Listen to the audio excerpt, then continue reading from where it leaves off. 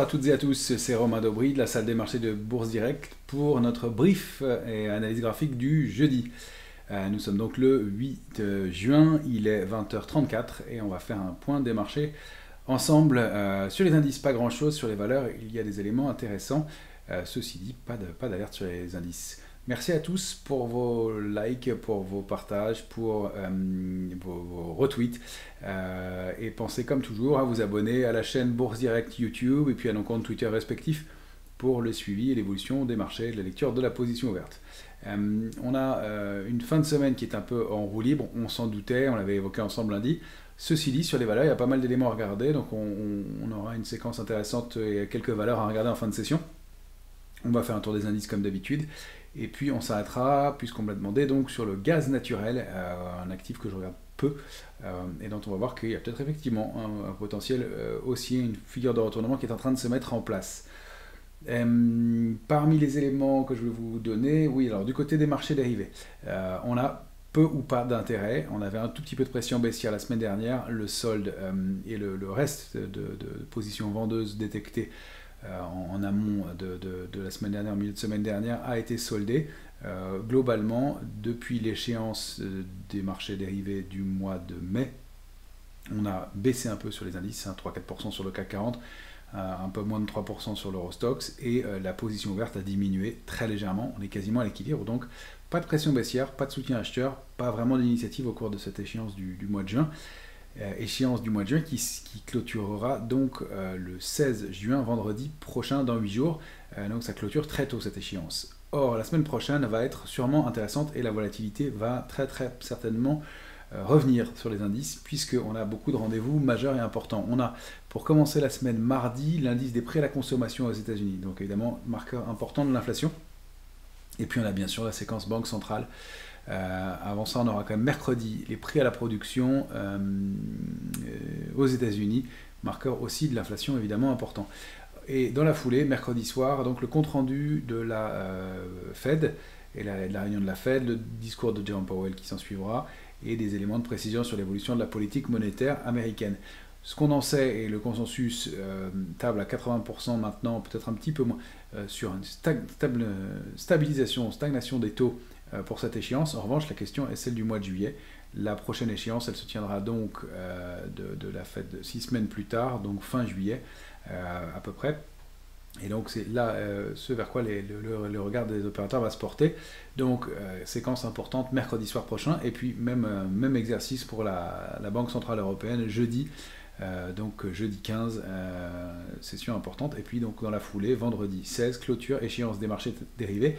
Une échéance importante, c'est l'échéance du mois de juin, c'est une trimestrielle, c'est une semestrielle, et donc on va voir. Ce qu'on peut en dire du côté des options, c'est que on n'a pas d'intérêt ouvert au-delà de 7500, 7550 sur les options de vente sur le CAC 40. Donc apparemment les opérateurs n'ont pas l'air d'envisager qu'on déborde ces niveaux-là, ou alors en tout cas ce sera un mouvement un peu brutal. En revanche, en attendant, on a quand même des signaux de relative solidité, même si, oui, on entre en complaisance sur le VIX. Moi je trouve que les indices tiennent bien, on accumule et on va voir des tout petits signaux sur le futur CAC 40 qui laissent à penser qu'on peut sortir par le haut pour aller, pourquoi pas, former une dernière accélération haussière, avant une pause un peu plus marquée. Pour l'instant, la consolidation elle était en place en Europe depuis mi-avril, mais là, on va le voir sur les indices, ça bouge un peu. Sur les indices américains, ça continue, et sur les indices européens, peut-être une petite balance du côté d'une petite réactivation haussière. Donc attention à ne pas se laisser avoir par ce consensus de complaisance qu'on entend un peu partout en ce moment, même si c'est le cas. Alors, on va regarder tout de suite l'indice S&P 500. Comme habituellement, évidemment, c'est l'euro-dollar que je vous affiche pour commencer. On va commencer par l'euro-dollar. Pas beaucoup de commentaires nouveaux. L'euro-dollar, hein, là, il est affiché en hebdomadaire. On va le mettre en mensuel. On évolue sous une ligne de tendance baissière bien identifiée depuis longtemps, depuis 2008. On a tenté de la déborder, vous vous souvenez, en juillet-août 2020. Et puis on est repassé en dessous en avril 2022. Or là, on s'était exprimé autour, accélération haussière, et ce qu'on avait formé un probable throwback. Donc je vais zoomer. Donc retour sur l'oblique, et au point près, c'est ce qui nous avait permis de sortir de notre petit short qu'on avait initié ici. Et on avait considéré que ça pouvait être un throwback. Effectivement, l'euro a l'air de se reprendre depuis quelques heures maintenant. Donc attention à la hausse de l'euro. Ça a l'air d'être le chemin et le niveau de 1,0720 est bien identifié et sert de support. Et puis cette petite oblique a bien été testée.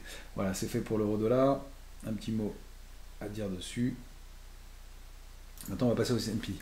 Alors le S&P 500 hebdomadaire, il a bien débordé notre fameux gap maintenant, clairement en clôture hebdomadaire la semaine dernière, le fameux gap du 22 août précédent, et 22 août 2022, il a débordé 4218,70 donc, et puis le niveau de 4273, ce gros plafond de verre, il est en train de s'installer au-dessus. On n'a pas de signe de faiblesse du tout, on a des volumes qui sont un tout petit peu taris depuis quelques temps. On avait repéré ce biseau éventuel sorti par le haut en gap. Et là, alors, des petits doutes. C'est qu'on a une structure qui peut être une structure un peu en ce qu'on appelle en porte-voix ou triangle inversé. Alors, en haut, c'est assez droit. Ça, c'est un peu un signe de désorientation des cotations. Quand je vous dis que 4273 était un plafond de verre, vous voyez que ça fait maintenant une semaine qu'on évolue autour de ce niveau, sans en sortir franchement. On n'a pas donné de signe de baisse. On se méfie toujours quand les cotations comme ça s'écartent. C'est un peu un signe de désorientation. La figure est toute petite, donc dans le pire des cas, ça donnerait un mouvement de consolidation. Pas grand chose peut-être pour aller clôturer ce gap. Ceci dit, ce gap en haut de marché, il est important. Si on ouvrait pour une raison ou une autre en dessous par un autre gap, ou qu'on formait un autre gap même dans la zone, ce serait à prendre au sérieux. Pour l'instant, on n'a pas d'invalidation, on ne repasse pas sous 4273, et pour ce soir en tout cas, manifestement, le S&P est en hausse de 0,57. Alors voilà, la seule chose à noter, c'est que la séance de baisse d'hier a été marquée avec un volume un petit peu plus important que celui des jours précédents, pas très fort, mais un petit peu plus, donc peut-être un peu de prise de bénéfice à la barre d'une résistance majeure.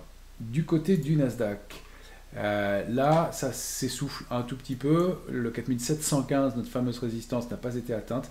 Il y a peut-être un peu de patience de ce côté-là. J'ai trouvé cette oblique que je surveille, mais elle n'est pas passionnante. On a ce canal haussier qui s'est mis en place. On bute sur la borne haute. On n'a pas de figure de retournement encore. Alors on peut chercher effectivement épaule, tête, pourquoi pas autre épaule. C'est pour ça que j'avais regardé cette oblique. Elle n'est pas encore validée. Elle n'est touchée que 2 fois.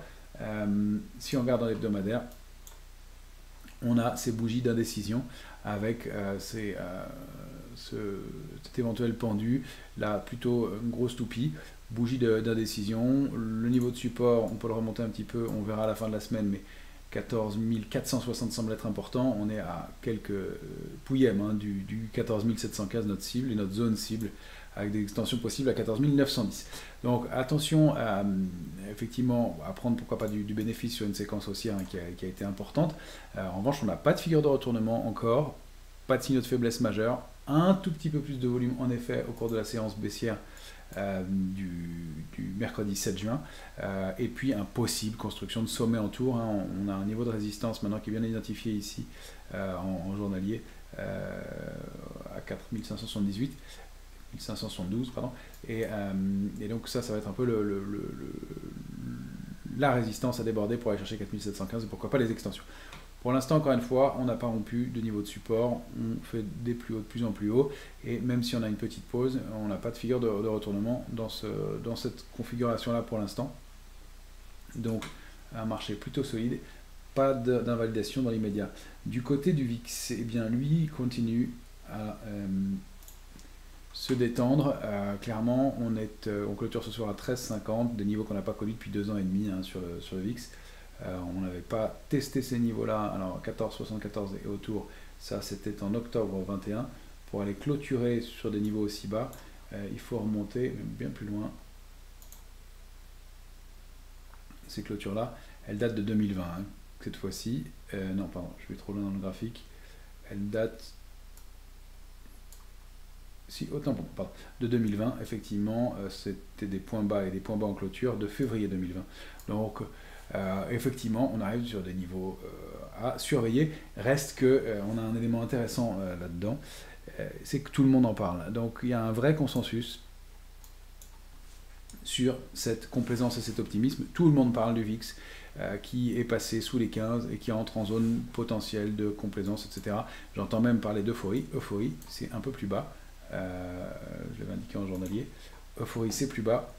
Euphorie, on l'avait plutôt placé sous 12,40, sous 12,10. Pourquoi je ne l'ai plus ici, pardon. Bref, c'est sous 12,10 qu'on était vraiment en euphorie avec historiquement un niveau qu'on a connu. Hein.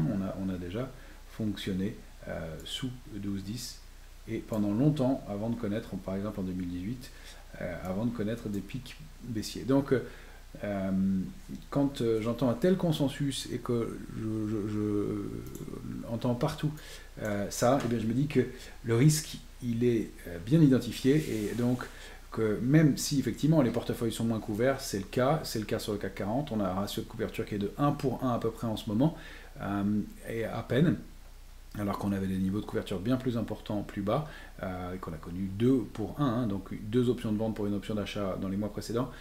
Il est clair qu'on a plus d'optimisme, mais ça ne veut pas dire pour autant que le marché se retourne. Vous voyez que ces niveaux d'optimisme, on peut y rester pendant un certain temps avant que ça se retourne. Donc ce consensus me fait penser que, eh bien, on a peut-être encore un peu de place à la hausse, malgré le fait qu'on doit être plus vigilant, donc prendre du bénéfice, pourquoi pas, s'alarmer. Il n'y a pas encore d'éléments graphiques ou techniques qui le laissent à penser. Alors, si on regarde l'Eurostoxx, là, on a des petits signaux intéressants de force. On a identifié ensemble le canal baissier depuis plusieurs jours maintenant. Depuis une semaine au moins, on en a parlé. Il a bien fonctionné. On a été buté contre la borne haute. On a retracé assez nettement en début de semaine, mais on n'a pas enfoncé. Le niveau et l'alerte de court terme et le niveau de support intermédiaire 4281. On travaille un peu au-dessus tous les jours et on accumule plutôt près de la borne haute du canal. Alors, ça peut basculer et partir à la baisse, mais le débordement donc, de cette résistance intermédiaire 4305-307 pourrait donner une réactivation haussière. Alors pour demain, pour la séance de vendredi, ce sera un petit peu plus bas, mais je préfère les horizontales, donc on va l'ajuster ensemble.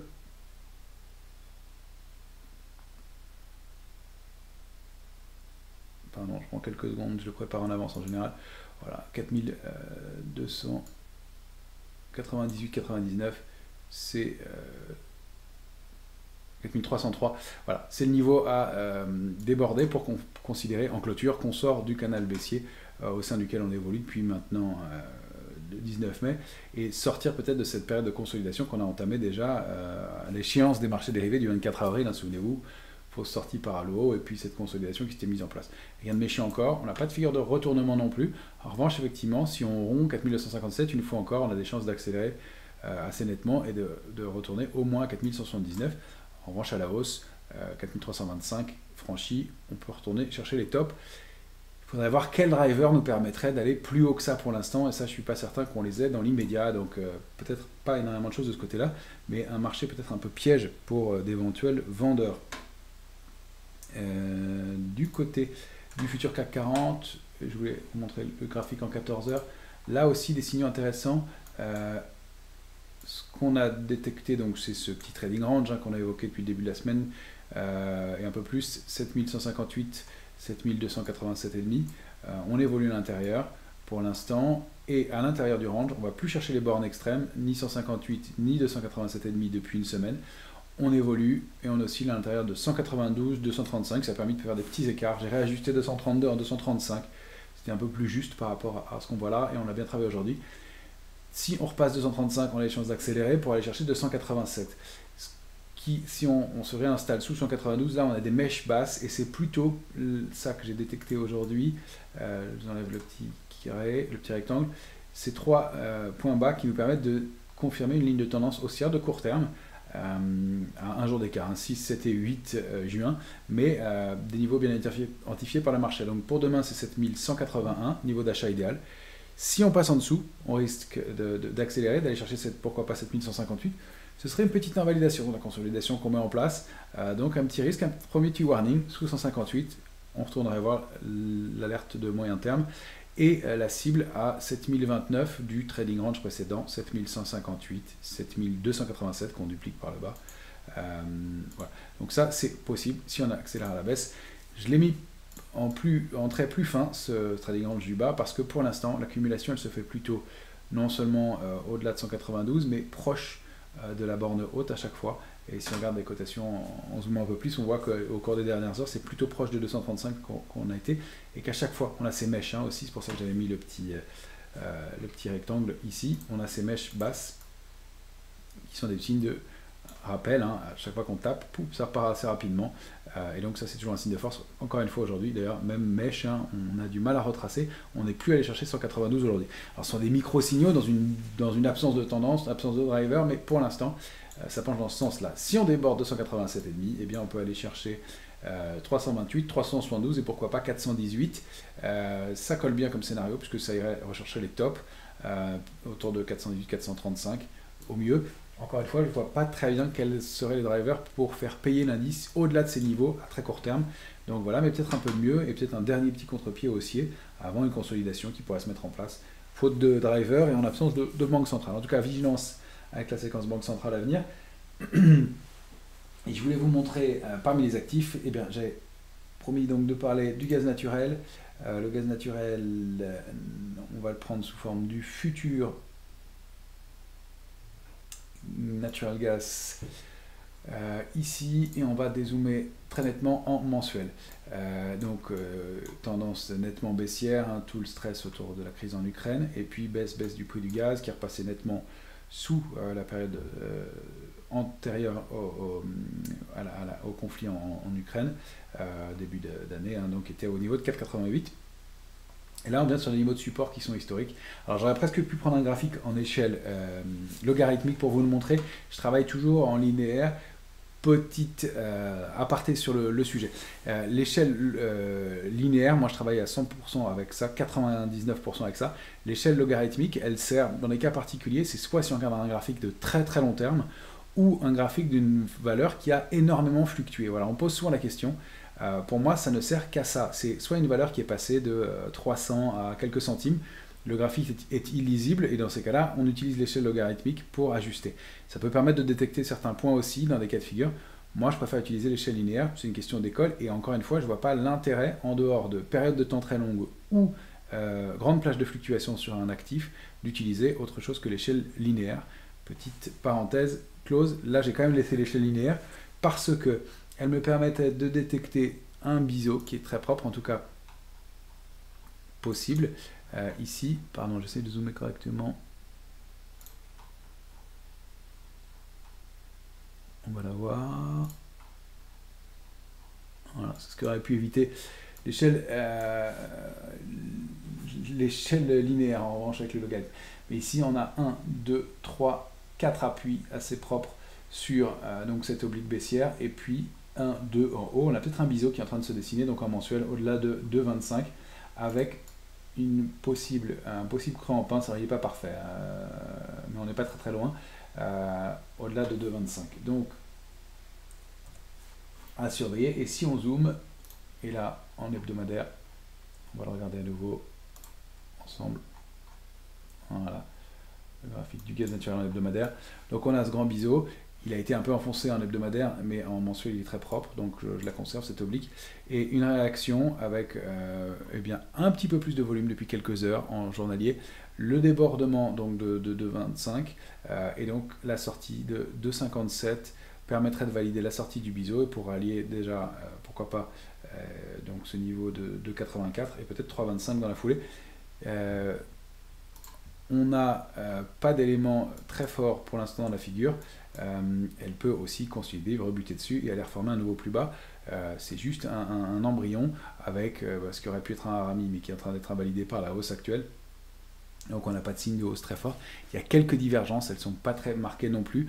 Un tout petit peu plus de volume encore une fois. Ce qu'on peut dire aussi pour le gaz naturel, du côté de la position nette spéculative, elle a arrêté de baisser, donc elle diminue cette position nette spéculative, elle remonte depuis mars dernier. Donc il y a peut-être quelque chose qui se met en place depuis mars, une diminution d'une éventuelle pression baissière. C'est possible aussi. Si on zoome en journalier, on voit qu'on a toujours notre biseau, la borne basse testée, et puis on n'est pas allé chercher une fois encore la borne basse, donc peut-être une invalidation et ce double appui qui permettrait donc de former une accélération haussière. Donc pour l'instant, trading range de 25, de 57. Voilà, chose promise, c'est fait pour ce qu'on peut en dire graphiquement. Je voulais vous montrer parmi les actifs majeurs l'argent. L'argent, vous savez qu'on aime beaucoup. L'argent, je dézoome en hebdomadaire. le canal baissier hebdomadaire de long terme qu'on a évoqué plusieurs fois, la sortie, le throwback en disant attention, l'argent c'est toujours volatile, ça peut aller un peu à l'intérieur. On va être un peu prudent et on va chercher des niveaux intermédiaires pour rentrer. J'avais donné la zone 22-22-62 au mieux. Il n'est même pas allé jusque là. Et manifestement, l'argent forme une structure de retournement haussière, oui, en épaule, tête, épaule inversée, épaule, tête, épaule inversée. Ligne de cou assez propre ici, même s'il y a cette petite mèche. Et puis là, comme à son accoutumée, l'argent part un peu sans prévenir, assez vite et brutalement. Et donc il est en hausse de 3,45% aujourd'hui, donc ce qui nous permet de faire une petite stratégie spéculative avec un stop court et pour aller viser donc des niveaux de 25,32 dans un premier temps, pourquoi pas 26,09 les tops récents, donc un ratio risque-rendement intéressant encore une fois, et surtout sur un niveau d'accumulation de long terme à mon sens, donc un actif à surveiller. Il y a peut-être même une oblique que je vois qui s'est mise en place ici pour former un canal haussier, on surveillera ça. C'est pas parfait pour l'instant, donc on verra plus tard pour le canal. Pour l'instant, en tout cas, bonne réaction autour de ce niveau majeur et un actif qui offre toujours du potentiel, qui a buté sur la résistance, encore une fois, pile à 24,40. C'est un vrai niveau charnière ce 24,40. On avait buté ici, on avait travaillé autour là, et là on bute à nouveau. Donc, 24,40 débordé, on va aller chercher 25,32 assez rapidement, probablement. Encore une fois, c'est volatile, c'est spéculatif, mais c'est un actif intéressant. Maintenant, du côté des valeurs, alors je vais vous montrer Guillemot, on en avait parlé ensemble en début de semaine. Elle a confirmé la structure qu'on avait vue en journalier cette fois-ci. C'est Guillemot en journalier, pardon, j'ai pas écrit le nom de la valeur. Guillemot, donc elle évoluait au-delà de cette petite oblique baissière qui nous permettait de détecter une vague de Wolf. Hein, on l'avait dit, 1, 2, 3, la quatrième ici. 5, invalidation, et donc vague de Wolf, ça nous donne cette cible-là.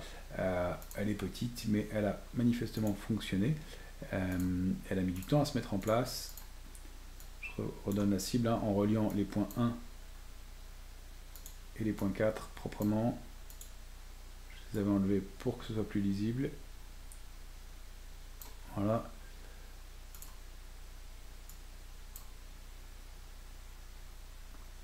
On va zoomer un peu pour mieux la voir. Voilà, donc point 1, point 4 relié, et donc c'est notre cible. Reste qu'on a choisi de prendre un peu de bénéfice aujourd'hui sur la résistance intermédiaire à 7,57, c'est toujours bien encaissé. Donc on a pris la moitié de notre bénéfice sur cette position-là. Le gap haussier d'hier permet de valider le mouvement de hausse, probablement gap de rupture hein, avec la tendance précédente. On avait déjà des signaux de rupture avec la tendance précédente, avec le débordement de cette oblique, et peut-être une épaule, tête-épaule inversée comme on l'avait dit. Pas forcément très jolie, très harmonieuse comme on les préfère, mais encore une fois, le trading algorithmique a tendance un peu à fausser tout ça. En plus, on accélère à la hausse avec du volume, mais on voit qu'il y a une reprise de bénéfices assez marquée. Le marché est un peu creux en ce moment, donc c'est normal aussi qu'il y ait des prises de bénéfices assez rapides. Voilà pour Guillemot, c'est un peu avancé, mais une valeur toujours intéressante. Ça laisse à penser aussi qu'il y a quand même de l'intérêt sur des valeurs. Hein. On n'est pas dans un scénario d'arrêt absolu. En dehors des indices, il y a des choses à faire. S2I, c'est une belle société qui a du potentiel et qui a confirmé la réactivation haussière au débordement de 50, 51,40. Pareil, cette petite oblique avec accélération haussière pour aller chercher des niveaux situés dans un premier temps à 56,50 et pourquoi pas au-delà, on est autour de 58, la borne haute du canal au sein duquel elle évolue depuis quelques temps, très harmonieux et propre aussi. Il y avait eu ce petit échec ici, donc ce sera un niveau de résistance à surveiller probablement, mais on s'en approche. Mais encore un peu de potentiel à la hausse sur une valeur pareil, qui a donné une réactivation. C'est assez marqué au moment de ces publications, il y a 2 jours. Parmi les valeurs qu'on a évoquées, j'en ai parlé hier sur BFM avec Guillaume Sommerer. Mersenne, eh bien, elle a peut-être réactivé une dynamique haussière de moyen terme. Mersenne, elle consolidait depuis, donc contre 45,90 depuis février dernier, et puis elle a redonné des signaux d'intérêt. Alors, non seulement ce double triple appui, même triple bottom, double bottom sur 35,80, alors on va zoomer en journalier pour mieux la voir.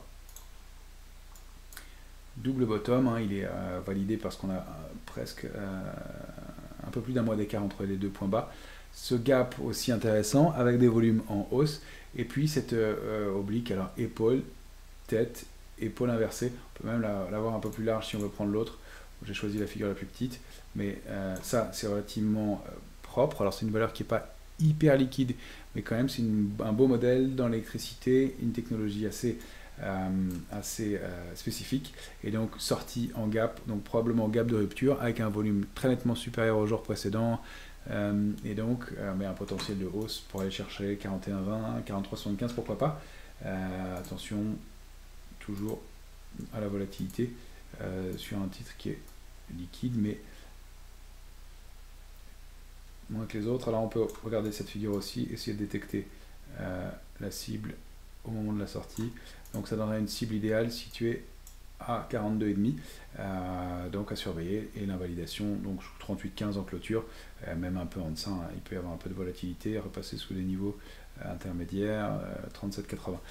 Voilà. Donc tant qu'on est au-dessus de ces niveaux-là, on continue à travailler à l'achat sur le titre. Une réactivation haussière qui a l'air de se confirmer. Il y a Valeo aussi qui bénéficie alors d'un phénomène d'annonce, hein, c'est Autoliv qui en Suède, l'équipementier suédois qui a annoncé qu'il allait passer des hausses de prix auprès de ses clients, et qui confirmait son activité pour ses prévisions pour 2023. Et on avait évoqué ensemble plusieurs fois Valeo. Valeo, elle était au sein d'un triangle, elle accélère, et elle déborde manifestement cette oblique baissière, avec pareil du volume, une accélération à un volume 2 ou 3 fois supérieur au jour précédent. Là c'est un vrai mouvement qui se met en place. Les équipementiers, pour moi, encore une fois, des actifs à avoir, hein, dans les mois qui viennent, parce qu'ils profitent, que ce soit du thermique ou de l'électrique, de l'évolution dans le domaine, et ils ont un savoir-faire, et ils ne sont pas très chèrement valorisés. Manifestement, ils arrivent à passer des hausses de prix. Donc, des mouvements intéressants. Forestia, c'est un peu la même configuration. Elle en bénéficie aussi. Plasticomium, c'est un peu la belle endormie pour l'instant. Il faudra regarder comment elle se comporte. Mais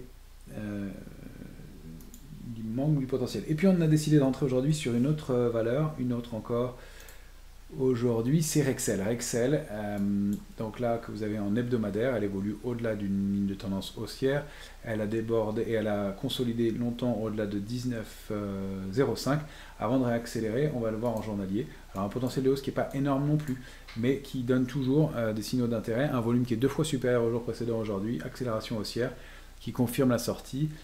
Donc on accompagne, il y a encore 85% à prendre pour aller cibler une zone située entre 22,18 et 22,29. Le mouvement est intéressant. Après une consolidation dans un triangle, normalement c'est sorti par le bas, mais là invalidation aussi. Et puis ces petites mèches pareil d'accumulation, c'est un signal qui est intéressant. Alors encore une fois, on n'a pas des potentiels très très forts encore sur les valeurs.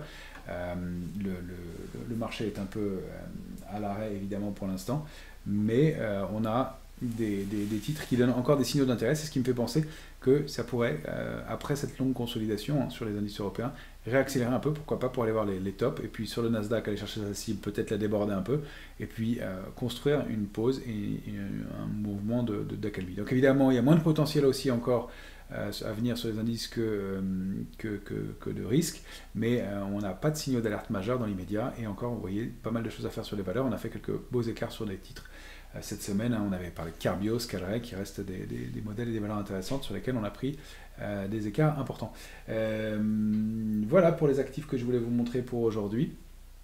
Je vous souhaite une excellente fin de semaine. On se retrouve en début de semaine prochaine pour préparer cette semaine qui va être évidemment un peu volatile, probablement, et intéressante pour voir comment se décante la situation. En tout cas, même si on peut être un peu plus prudent, pas de signaux de retournement à court terme. Donc attention à ne pas se positionner baissier trop tôt et à ne pas se faire coincer dans des mouvements qui pourraient être encore haussiers.